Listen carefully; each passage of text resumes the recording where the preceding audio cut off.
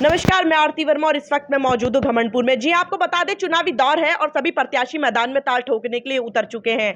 चुनाव छोटा हो या बड़ा, सभी में संघर्ष, मेहनत, ईमानदारी बहुत जरूरी है।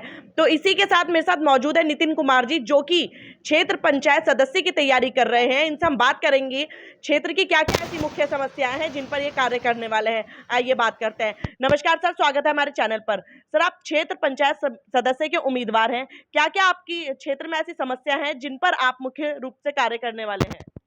नमस्कार, आपने अपना कीमती समय दिया और आप लोग मेरे पास आए इंटरव्यू के लिए, उसका आपका और आपके चैनल का बहुत बहुत धन्यवाद। ठीक। और दूसरा ये कि हमारे क्षेत्र में जितना मैंने अभी कन्विंसिंग करी है, उसके हिसाब से मतलब हमारे क्षेत्र में काफ़ी इतनी समस्याएं हैं जिनको देख के मतलब लोगों ने मुझे खुद बताया कि हमारे वहाँ जैसे जो किसान लोग हैं, उनके उस खेतों में नालियों की दिक्कत है, क्योंकि नालियाँ जो पहले की बनी हुई है ना वो रिपेयर हुई। कई कई जगह ऐसी है जहाँ रास्ते नहीं बन पाए, आधे अधूरे बने, उसके अलावा कुछ हुआ ही नहीं काम।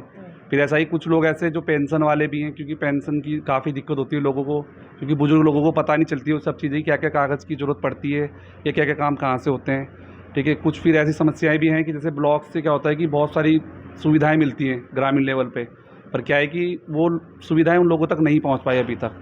तो इन सब चीज़ों को लेके मैं मैदान में उतरा हूँ और जैसे हम जीत के आएंगे, हम सबसे पहले ये सारी जो भी दिक्कतें हैं इन सब चीज़ों को दूर करेंगे। मैं जानना चाहूंगी कि आपकी क्षेत्र पंचायत में लगभग कितने वोटर्स हैं? हमारी क्षेत्र पंचायत में पहले जो हमारा ये रैनापुर ग्रांट की एक वो होती थी पंचायत, अब ये कुछ टाइम से दो हो गई हैं, लिस्टराबाद और रैनापुर ग्राम पंचायत। तो ये हैं हमारे इसमें 3000 वोटर हैं लगभग पूरे। कन्वेंसिंग के लिए जा रहे हो, डोर टू डोर लोगों से मिल रहे हो, किस तरह से जनता द्वारा फीडबैक देखने को मिल रहा है? कैसा प्यार जनता दिखा रही है? जनता की तरफ से काफ़ी अच्छा आशीर्वाद मिल रहा है, मुझे काफ़ी समर्थन मिल रहा है, क्योंकि हम 2010 से कॉलेज की राजनीति करते हुए आ रहे हैं। तो सब लोगों के बीच में हमारा उठना बैठना पहले से ही है, हर तरह से सब लोगों के बीच में हमारा समर्थन रहा है, हर किसी की मदद के लिए खड़े रहे हैं। तो इसलिए लोग मतलब काफ़ी प्यार और काफ़ी समर्थन दिखा रहे हैं। नितिन जी, मैं देख रही हूँ आप युवा प्रत्याशी हैं, तो वहीं मैं बात करूँ युवाओं की, तो एक वायरस है जो तेजी से फैलता जा रहा है और घर घर पैर पसारता जा रहा है, वो है नशे का वायरस।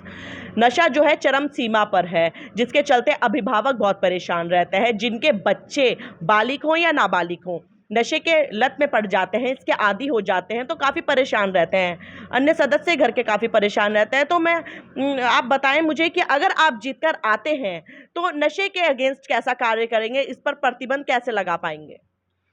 देखिए, ऐसा है कि नशे को ख़त्म करने के लिए एक शुरुआत कर सकते हैं हम सब, क्योंकि ऐसा अगर मैं झूठ बोल दूं कि हम मतलब बिल्कुल ही मैं एकदम ही नशा सब ख़त्म कर दूंगा, ऐसा कहीं नहीं होता। क्योंकि ऐसा है, हम हर साल अपने क्षेत्र में अपने गांव में हर साल कुछ ना कुछ प्रोग्राम वगैरह करवाते रहते हैं, ताकि जो भी हमारी युवा पीढ़ी है वो थोड़ा नशे से दूर रहे। इसलिए हम हर साल अपने गाँव में कभी फुटबॉल, कभी वॉलीबॉल, कभी कबड्डी का ऐसे मैराथन वगैरह ये सब चीज़ें कराते रहते हैं, ताकि बच्चे पढ़ाई की ओर ज़्यादा अग्रसर हों और ये गंदी चीज़ों से दूर हों। नितिन जी, मैं देख पा रही हूँ आपका क्षेत्र जो है किसान बहुमूल्य क्षेत्र है। यहाँ पर किसानी को सर्वप्रथम दर्जा दिया जाता है। यहाँ पर फसलें उगाई जाती हैं। लगभग यहाँ पर जितने भी घर हैं, मुझे जहाँ तक लगता है कि सबके खेत है और सभी फसल भी अपने खेतों में उगाते हैं। तो मैं देख रही हूँ कि जंगल भी काफी समीप है, यहाँ से लगा हुआ है, सटीक है बिल्कुल।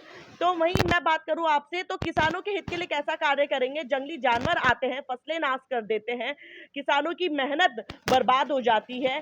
तो किस तरह का कार्य करेंगे आप किसानों के हित के लिए? पहले तो ऐसा है कि देखिए, हम खुद लोग खेती बाड़ी वाले लोग हैं, मजदूर लोग हैं। ठीक है। तो हमें ये सारी समस्याओं का पहले भी सामना करना पड़ा है और कर रहे हैं लोग। तो इसीलिए हमने जितना मेरे एरिया में लिस्ट्राबाद पड़ता है, घमंडपुर है, रैनापुर है, दुनाली है, तुड़ान है, तो मैं सब एरिया में घूम के आया हूँ, मैंने सबकी समस्याएं सुनी है। तो वहाँ पे किसान लोगों ने हमेशा ये बताया कि हमारे वहाँ फेंसिंग लाइन हो जाए और ये क्या कहते हैं खाई खुद जाए। तो उन लोगों जितना रह हो गया है वो हो गया है, पर जितना नहीं हो पाया है उस चीज़ के लिए मैं हमेशा प्रयास करूँगा। आज आप देखना कि हमारे वहाँ काफ़ी ये जंगली जानवर से काफ़ी दिक्कत हो रही थी लोगों को खेती बाड़ी में। तो अभी आज हमने जंगलात वालों से बात करके आज ही खाई खुदवाई है अपने गाँव में। जानना चाहूंगी कि जंगलात द्वारा पूर्व में फेंसिंग वायर्स का इंतजाम किया है या नहीं? पहले था, पर उसके बाद उस पर कोई ध्यान नहीं दिया गया। इसीलिए हमने बार बार आवाज़ उठाई है कि भाई इन सब चीज़ों के लिए ध्यान दो, क्योंकि एक किसान आदमी अपनी दिहाड़ी मजदूरी करके पूरी पूंजीपति अपनी खेती बाड़ी पे लगाता है, ताकि वो कुछ रोज़गार भी कर सके और अपने घर वालों को अनाज दे सके, ताकि कोई भूखा ना सो सके। पर उसके बाद भी अगर लोग सरकार की तरफ से ऐसी दिक्कतें होती है तो हम उन चीज़ों को लेके हमेशा किसानों के साथ खड़े रहते हैं। महिलाओं को सर्वप्रथम दर्जा दिया जाता है, हर फील्ड में महिला सबसे आगे रहती है, चाहे वो किसी कोई प्राइवेट संस्थान हो या फिर गवर्नमेंट संस्थान हो, हर जगह महिला देखने को मिलती है। तभी आप देखते हैं कि महिला प्रत्याशी जो नियुक्त होती है, महिला है इसलिए महिलाओं को सर्वप्रथम रखा जा रहा है, तभी उनकी भी सीट निकल रही है। तो वहीं मैं बात करूँ महिलाओं की, तो महिलाओं के लिए क्या-क्या रोजगार आप लाने वाले हैं? किस तरह से उनके लिए नई-नई योजनाएँ लाएँगे? देखिए ऐसा है कि अगर मैं ब्लॉक में जाता हूँ यहाँ से चुन के, तो उसके बाद क्या है कि ब्लॉक में इतनी सारी स्कीमें होती हैं, रोज़गार से लेके आपने देखा होगा कि समूह वगैरह का जो होता है, उस चीज़ से भी महिलाओं को आगे बढ़ने का मौका मिलता है, ठीक है? और दूसरा ये है कि जो भी रोज़गार से संबंधित इतने काम, इतनी स्कीमें हैं ब्लॉक में, वो सब चीज़ें अचार हो गए, पापड़ हो गए, बहुत सारी चीज़ें हैं। तो उन चीज़ों को जो भी होगा ब्लॉक से जो भी महिलाओं के लिए स्कीमें होंगी, वो मैं सर्वप्रथम अपना आप लेके आऊँगा अपने उससे। कैंडिडेट को एक विचारधारा के चलते बहुत बड़ी हानि देखने को मिलती है, वो है जो लोग कास्ट को देखकर वोट करते हैं। डेवलपमेंट हो गया है, चेंजेस आ गए हैं, लेकिन लोग विचारधारा ऐसी बनाए हुए हैं, कुछ लोग हर क्षेत्र में ऐसे होते हैं कहीं न कहीं जो कास्ट को देखकर वोट करते हैं। कोई हमारी कास्ट का होगा तो ही हम वोट करेंगे, या कोई किसी पर्टिकुलर कास्ट का होगा तो ही हम वोट करेंगे। जो जाति धर्म भेद को देखकर वोट करते हैं, जो ऐसी मानसिकता रखे हुए हैं, जो ऐसी धारणा बनाए हुए हैं, उनकी सोच के लिए क्या कहेंगे? बदलाव के लिए क्या कहेंगे? देखिए, हमारा पहले से ही ये रुझान रहा है कि अगर आपको जाति देख के या धर्म देख के अगर वोट देना है, उससे कोई फ़ायदा नहीं होने वाला। ऐसा आज का टाइम ऐसा है कि अब चेंज हो चुका है। आज का युवा जाग चुका है, ठीक है? सब चाहते हैं कि कुछ चेंज हो क्योंकि पहले क्या होता था कि हम लोग खाली एक जाति, धर्म विशेष देख कर के वोट देते थे। पर आज के टाइम पे क्या है, युवा भी और हमारे जितने भी मतलब ग्रामीण लोग हैं, सब जागरूक हैं। तो उनका कहना ये है कि भाई जो काम करेगा हम उसके साथ हैं। तो इस चीज़ का बहुत ज़्यादा फ़ायदा है और बहुत समर्थन भी मिल रहा है हमें इस चीज़ को लेके, क्योंकि हम हमेशा एक्टिव रहते हैं हर फ़ील्ड में। तो लोगों का कहना ये है कि भाई आप लड़ो, हम आपके साथ खड़े हैं चुनाव में। तो ये थे नितिन कुमार जी, जिन्होंने बखूबी अपनी बातों को रखा है और आश्वासन दिलाया है जनता को। अगर वो जीत कर आते हैं तो क्षेत्र के विकास के लिए कार्य करेंगे। तो नितिन जी, मैं जानना चाहूंगी क्या आपका चुनाव निशान है? आप कैसे जनता से अपील करेंगे? मेरा चुनाव चिन्ह है अनार और बैलेट पेपर में पहले नंबर पे है। तो मेरा आप सभी से हाथ जोड़कर निवेदन है कि अनार को वोट दें और पहले नंबर पे हम हैं तो हम हमेशा ही पहले नंबर पे रहें। जितना होगा हम आपके लिए हमेशा आपके साथ खड़े रहेंगे।